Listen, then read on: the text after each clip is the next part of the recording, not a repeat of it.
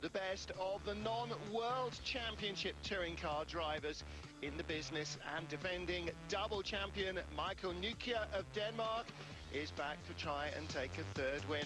Thomas Engström's been disappointed in his ETCC forays over the last few years. He should be a front runner, as of course should World Touring Car driver James Thompson, making his first appearance in the European Touring Car Cup. He's not, of course, a factory driver for the whole season, so he is still eligible.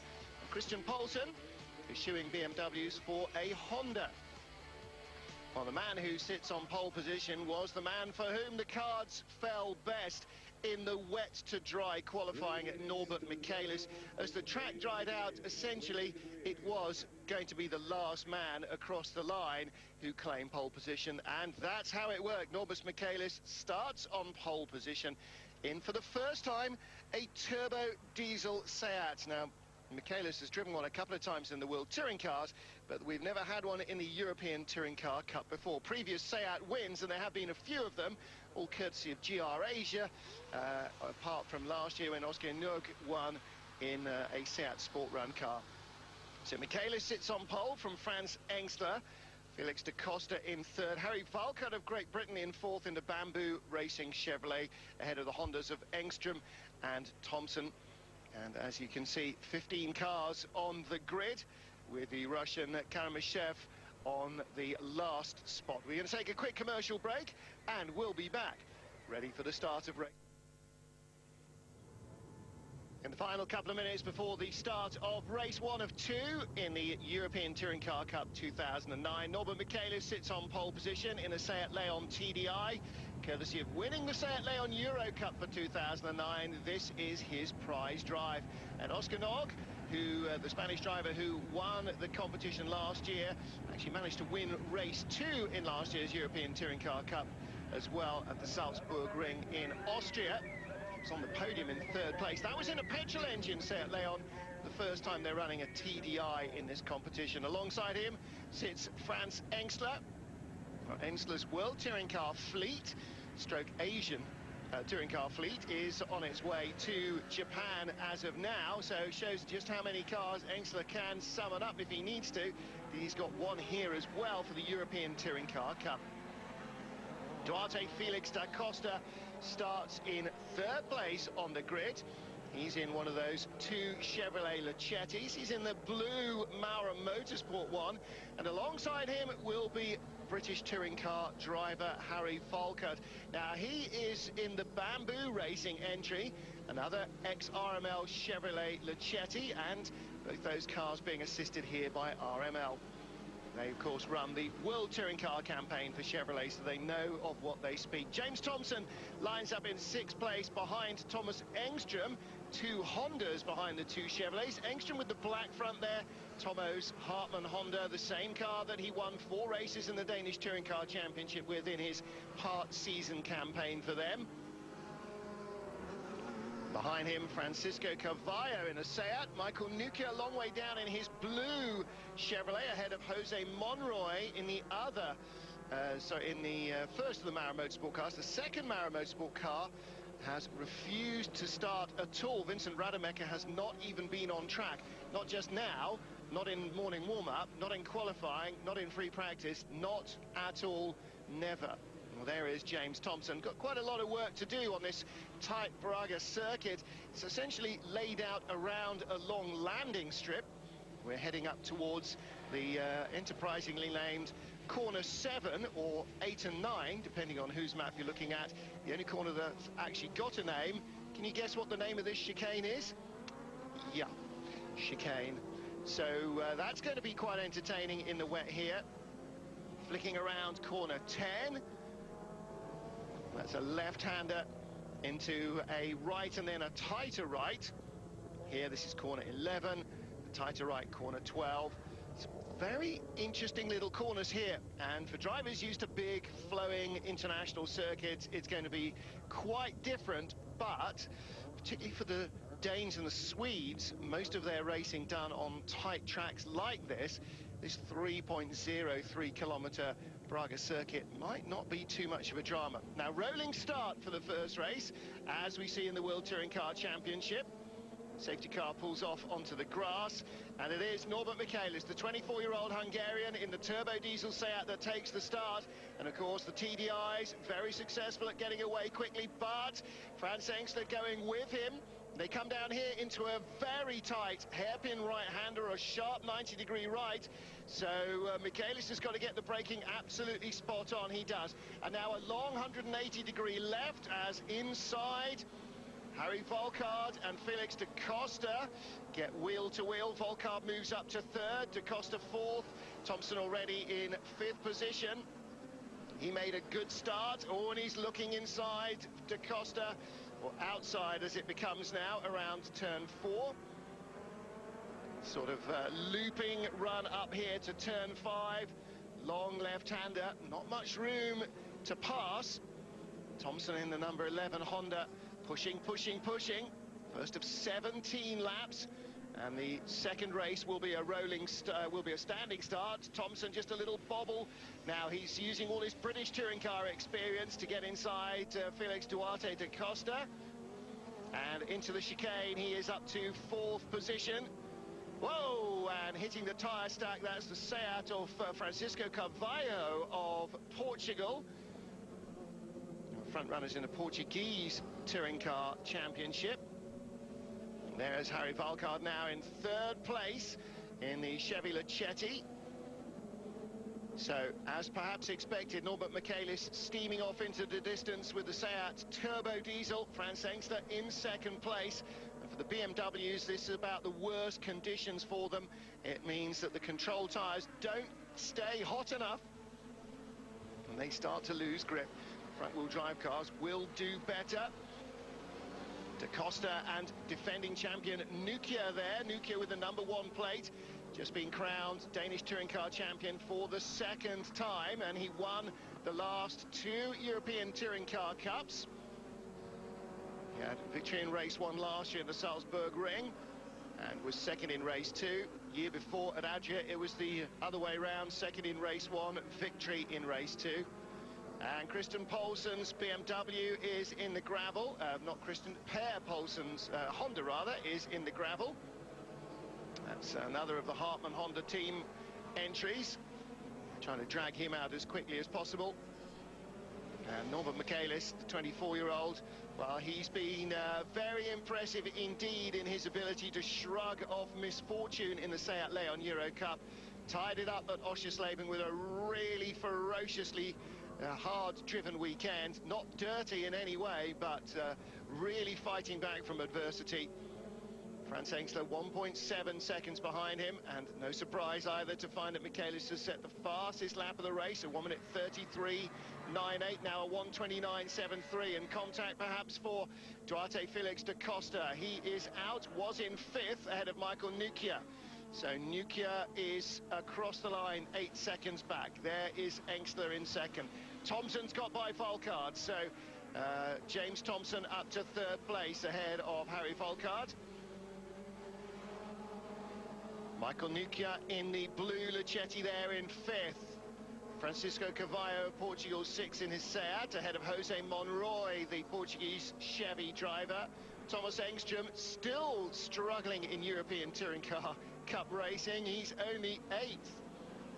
He is the last of the Super 2000 cars running effectively, because the remaining cars on the road, Zadic the Russian, Birkins the Latvian, Seifert and Kitzing. Well, Kitzing is in a Super 2000 BMW.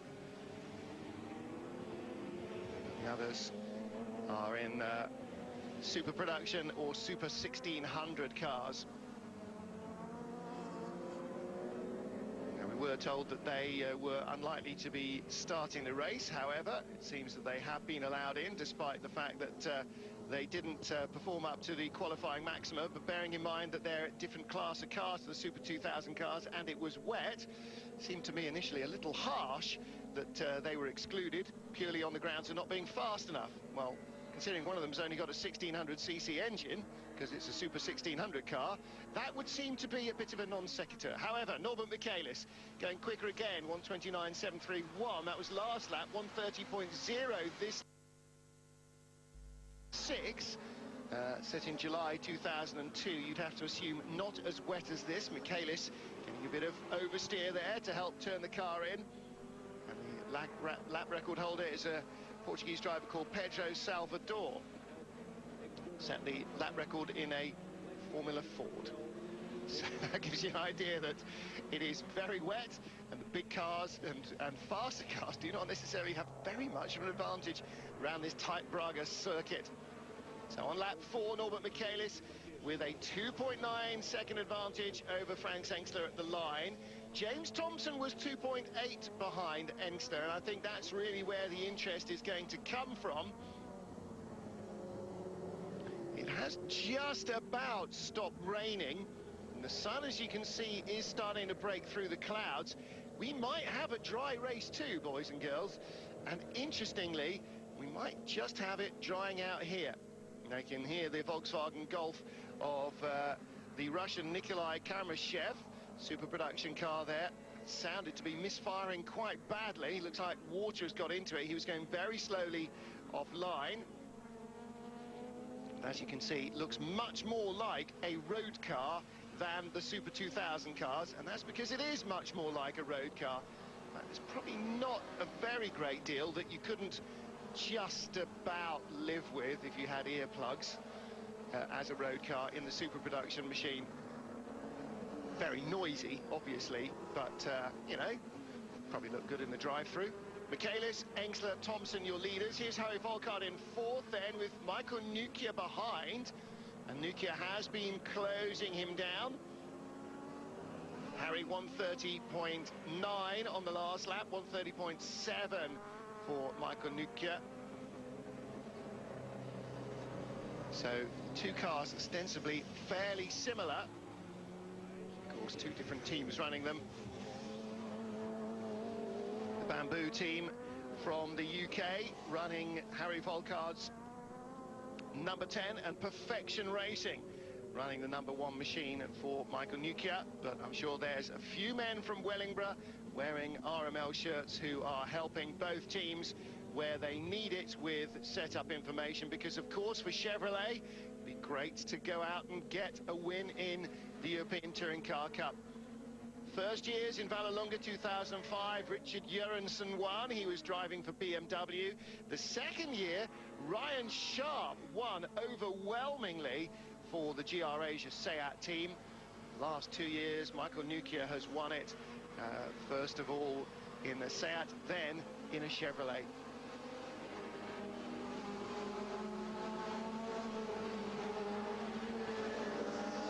Norbert Michaelis with a 4-second advantage over Franz Engstler, 1st and 2nd. James Thompson in 3rd, now 1.6 seconds behind Engstler. And here is the battle for 4th. Britain's Harry Volkart and Denmark's Michael Nukia. Behind them by 13 seconds are the next of the rest of the field, which is Francisco Carvalho, and Jose Monroy has now got ahead of him for 6th position. There is Duarte Felix da Costa back on after going off.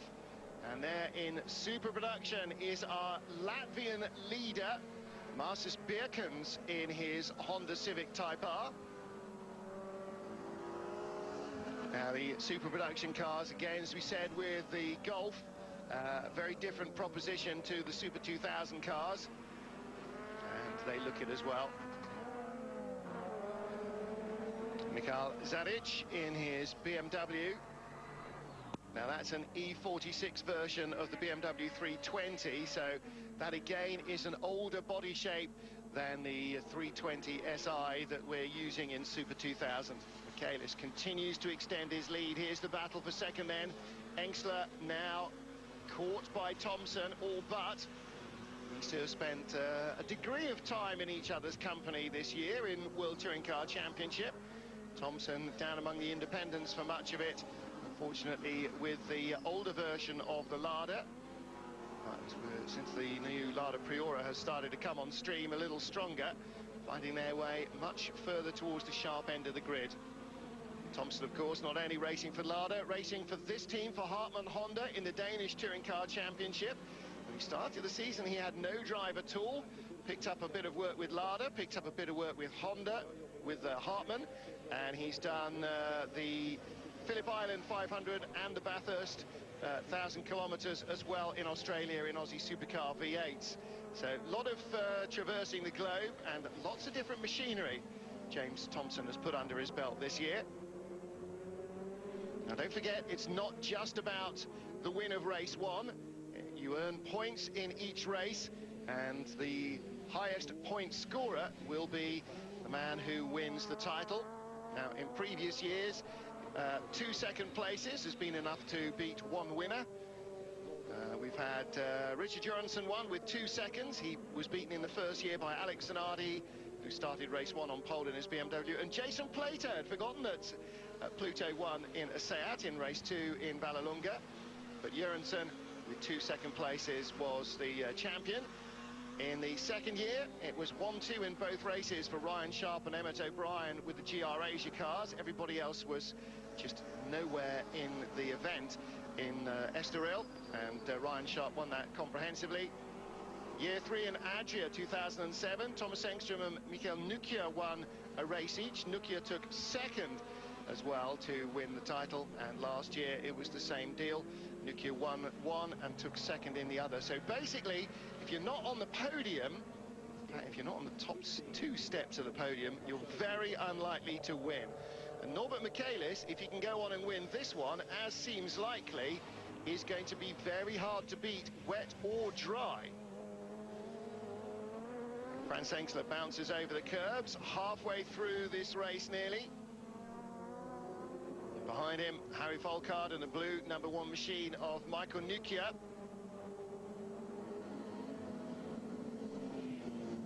There's €165,000 in prize money for drivers in the 2 races, and of course most of these are privateer teams, privateer drivers who have put their own budget together to come to Portugal and race in the ETC Cup, so all that money will be gratefully received. Engstler still hanging on to second, gap first to second down to 3.9 from a little over 4 seconds. And that may be the fact that the track is starting to get a little less wet, although, having said that, Franz Engstler just drifting over the curbs a bit and finding it very wet and muddy. Still quite a lot of spray in places, and you can see that the track has got some pretty smooth patches where it's been patched up as well, so I imagine it is very slippery indeed. But if it warms up a little and dries up a little, then the BMW will feel, I think, a lot happier. Again, power sliding off the curbs. It's not the fastest way, but Engstler's making it work. He's staying ahead of James Thompson. 1.1 seconds at the line, and Volkard as well, staying ahead of Nukia. They were 0.4 apart at the line.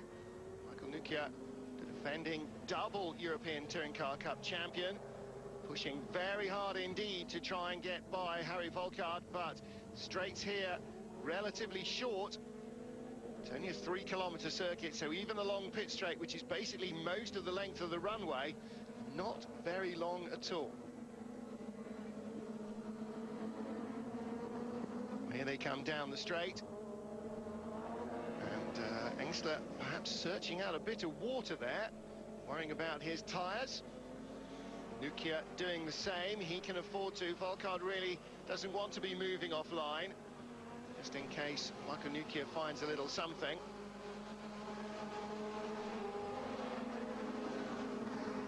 Behind them, Jose Monroy in 6th place, now 28 seconds behind the leaders, 16 seconds behind this battle.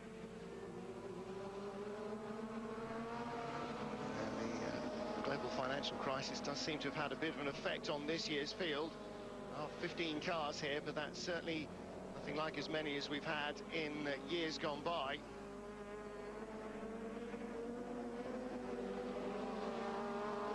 Very disappointing to lose Christian Poulsen early on, Per Poulsen early on rather, in the Honda. went off on lap 3 and has not rejoined.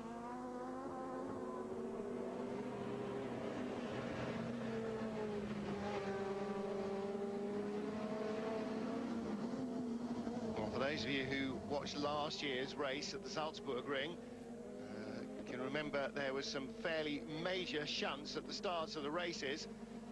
A lot of very close competition. Now then, here's a chance perhaps for something to change. That's a big difference. Look at that. Michaelis was over 4 seconds ahead 3 laps ago. It's now down under 2 seconds, and he's not even caught traffic yet, but he is going to. So suddenly, Engstler and Thompson need to be really on their mettle to try and get ahead of Norbert Michaelis. Michaelis, last lap a 1:33.5, best a 1:29.7, so maybe the wet weather tyres are really starting to suffer. Nukia all over the back of Falkard here. And the one thing that the Seat turbo diesel drivers fear more than anything else is lots of constant radius corners where the sidewall of the tyre really takes a lot of the weight of the car and starts to overheat. And it might be that all these tight, twisty corners and the fact that they're on wets that are starting to overheat perhaps as well could be affecting Norbert Michaelis. We might yet see a change out front. No, maybe not yet.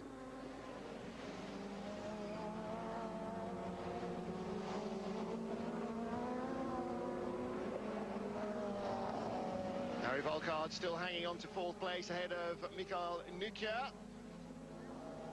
And in front of them, Norbert Michaelis. Well, his gap 1.7 seconds at the end of the last lap. What's it going to be at the end of this lap? They've now cleared those 3 Super Production cars and the Super 1600 car. And Thompson goes around as well. The gap is down to 1.4 seconds. 5 laps to go. Well, 6 including this one. That's very interesting. It looks as though Michaelis may struggle, but he's picked the pace up again. Previous lap 1:33, now down to 1:31.9. Engstler 1:31.5, Thompson 1:31.4, Volkard 1:32.0, and Nukia 1:31.7. And I'm sure that Michael Nukia there thinks he could go a lot quicker if only he could get by Harry Volkard. But they are not teammates. They may be driving cars built by the same manufacturer and bought from the same factory. Oh, and Volkard overcooks it in the end. Now, is that a sign again of the tyres just going off a little too much? He's been under such pressure. So Nukia up to 4th. Volkard slips to 5th place. Good news for him is that Jose Monroy is some way back in his Chevrolet. Turns it under braking. Well, the rear wheels are always locked anyway, but just carrying the speed a fraction too far into that very greasy corner, perhaps. Maybe that there wasn't quite as much grip on the back, although the rear tyres don't tend to do an awful lot. Now, here we've got a 3-way battle for the lead. Michaelis is in trouble. Blue flag waving furiously for the car in front of Thompson. Norbert Michaelis half a second ahead. He was 1.7 seconds ahead at the beginning of the last lap. Game on. Suddenly we've got a 3-car battle for the lead because Thompson will close in if he can. Let's have a look at the lap times. You watch the screen. Tell me what Engstler does. 1:31.9 for Michaelis. 1:31.0 for Engstler.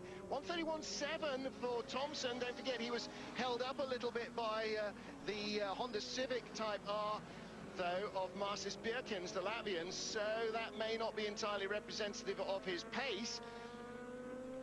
But Michaelis with Engstler behind. Now, shades of Tom Coronel and Augusto Farfus in the race in Okayama last year, perhaps in World Touring Car Championship, where Engstler is the Farfus car coming on strong now as conditions start to dry and the front-wheel drive Seat starts to run out of grip. Of course, Tom Coronel doesn't have a turbo diesel Seat in the World Touring Car Championship, otherwise Farfus would never have caught him, but Coronel gambled superbly on a wet and dry mixed tyre setup on his car, whereas Augusto Farfus was on slicks, dropped right back at the start and came on strong in the end. But look, Engstler senses there's a chance here, and he is pushing very hard indeed.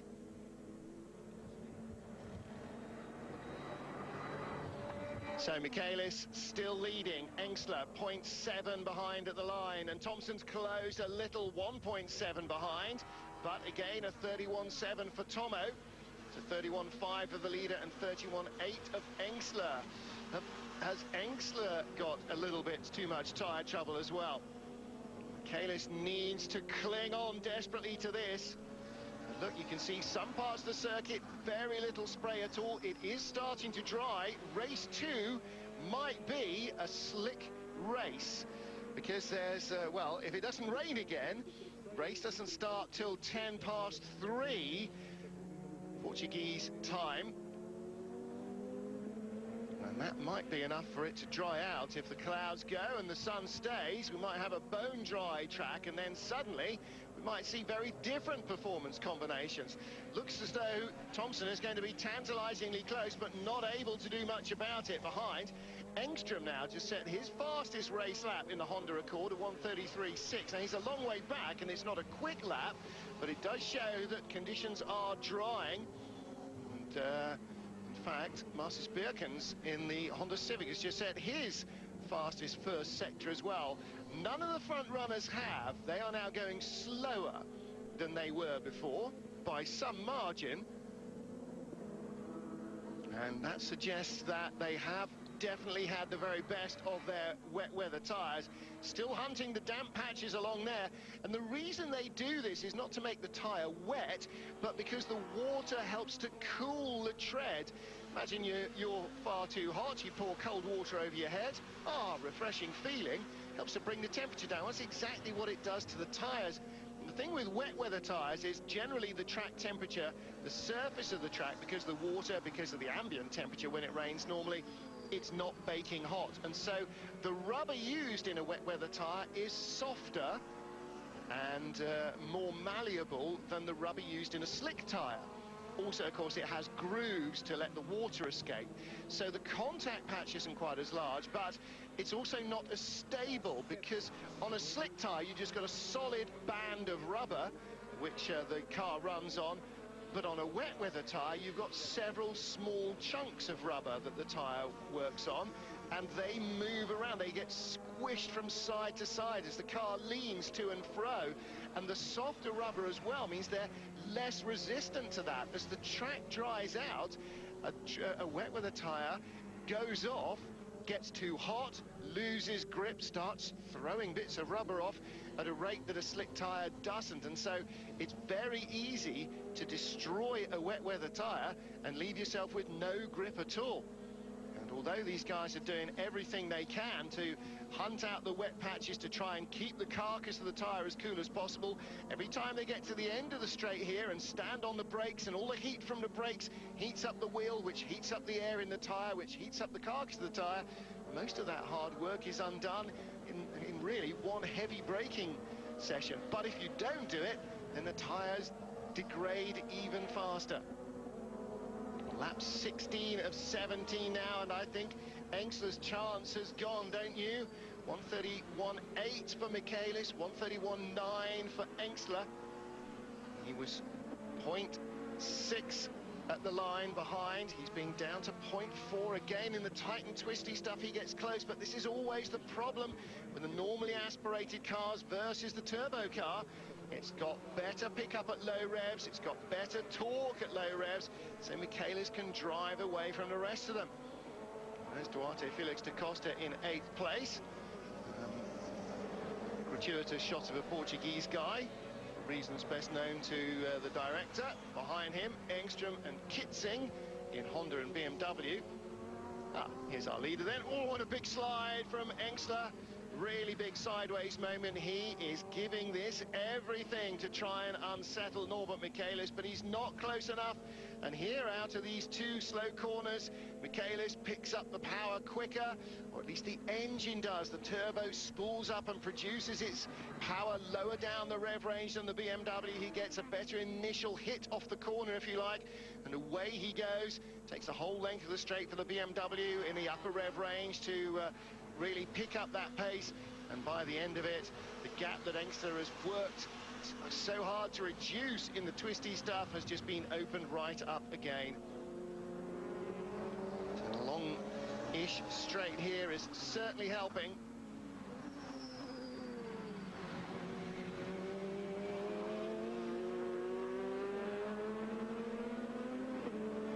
Michaelis now with just under 2.5 kilometers left. And Engstler again will be a constant presence in the mirrors. But he just doesn't look like he's going to be close enough. Thompson's got nothing left. 1:32.05 for him. 1:32.02 for Michaelis, the leader. 1:32.10 for Engstler. But Thompson in the Honda in third place, 2.5 seconds behind the leader. 1.8 behind second place. He's not going to be close enough, and nor is Engstler. He's so close through here. But perhaps that chicane is really his undoing. If there's a more flowing corner, he could be right on the back bumper of the Seat. But again, through these corners, the Seat's already accelerating up the straight. And Engstler as close as he's ever been, but it's too late. The checkered flag is waiting at the end of the straight. In fact, at the beginning of the straight, and he doesn't have a chance to pass him. Michaelis wins it. Engstler in second. Thompson in third place. Defending champion Nukia in fourth. And Harry Volkart, despite that spin, taking a very commendable fifth position. Harry making his debut in the European Touring Car Cup, as indeed is James Thompson. And in fact, the British team scoring better than any other at the moment. Thompson third, Volkart in fifth. Portuguese are going to be the next strongest, with Monroy there sixth. That is the Honda of Birkens. And in seventh place is Carvalho. There he is in the Seat. And then the Lachetti of Da Costa, because that BMW is Zazadic, the Russian, and he is a couple of laps behind. So the British team leading the Nations Cup after the first race. Norbert Michaelis leading the individual campaign in the European Touring Car Cup.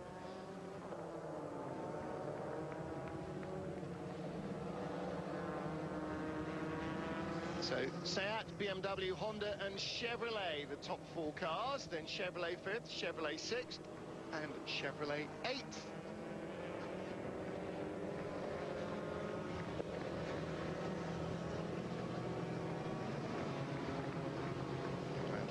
Nukia, well, he's going to need something very, very special indeed, isn't he, in the second race to defend his double European Touring Car Cup title.